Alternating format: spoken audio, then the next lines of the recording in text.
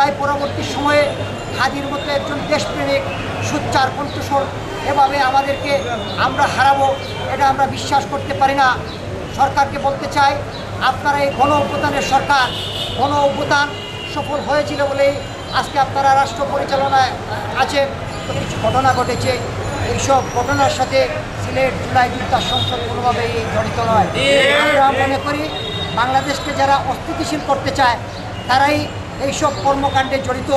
বাংলাদেশকে স্থিতিশীল করার জন্যই হাজার হাজার শহীদ হয়েছে জুলাই গণ অভ্যুত্থানে। বাংলাদেশকে একটি শান্তির বাংলাদেশ দেখার জন্যই শহীদ হয়েছে জুলাই গণ অভ্যুত্থানে, মানুষ প্রাণ দিয়েছে। আমরা কোনোভাবেই এই দেশকে অস্থিতিশীল দেখতে চাই না। জুলাই যোদ্ধারা যারা এই বাংলাদেশকে চায় না, বাংলাদেশের মানচিত্রকে যারা চায় না, তারা এই জুলাই যোদ্ধাদেরকে টার্গেট করেছে। আমরা প্রশাসনের উদ্দেশ্যে বলতে চাই, আপনারা অবিলম্বে বাংলাদেশের সকল জুলাই যোদ্ধাদের নিরাপত্তা নিশ্চিত করুন, পাশাপাশি সকল নাগরিকের নিরাপত্তা নিশ্চিত করুন। জুলাই পরবর্তী সময়ে হাদির মতো একজন দেশপ্রেমিক সোচ্চার কণ্ঠস্বর এভাবে আমাদেরকে আমরা হারাবো, এটা আমরা বিশ্বাস করতে পারি না। সরকারকে বলতে চাই, আপনারা এই গণ অভ্যুত্থানের সরকার, গণ অভ্যুত্থান সফল হয়েছিল বলেই আজকে আপনারা রাষ্ট্র পরিচালনায় আছেন, কিন্তু আপনারা জুলাই যোদ্ধাদেরকে নিরাপত্তা দিতে ব্যর্থ হয়েছে। আমরা আপনাদেরকে যে দাবি জানাতে চাই, আপনারা বাংলাদেশে প্রত্যেকটি জায়গায় প্রত্যেকটি জুলাই যোদ্ধাদেরকে নিরাপত্তা নিশ্চিত করুন।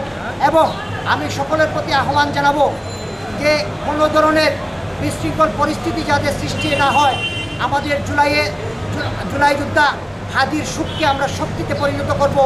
আমরা এমন কোনো কর্মকাণ্ডে জড়িত হব না যাতে এই সুখকে মানুষ অন্যভাবে বিবেচনা করে।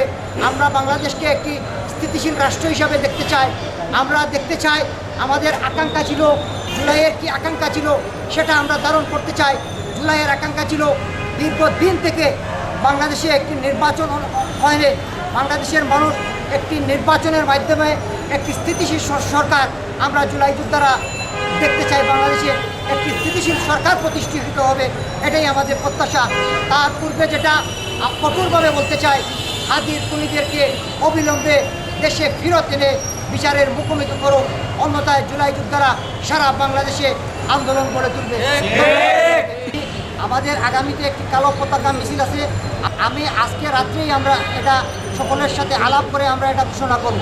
এবং আপনাদেরকে বারবার অনুরোধ করতেছি, এই শান্তিপ্রিয় শহরকে আপনারা অশান্ত করবেন না, এটাই আমাদের অনুরোধ জুলাই যোদ্ধাদের।